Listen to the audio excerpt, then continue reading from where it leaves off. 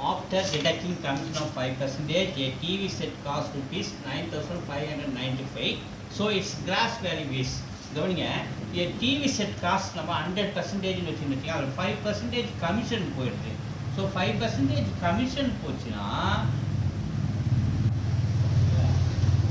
மீதி 95% வேல்யூ தான் வந்து 95% வேல்யூ தான் எவ்வளோ கொடுத்துருக்காங்க 9595 சொல்லிட்டு நமக்கு என்ன பண்ணியிருக்காங்க ருபீஸ் கொடுத்துருக்காங்க. அப்போ அவங்க கேட்கறது 100% எவ்வளோ அப்படின்னு கேட்குறாங்க. அப்போ நம்ம கண்டுபிடிக்க போகிறது 95 100% கண்டுபிடிக்க போகிறோம்.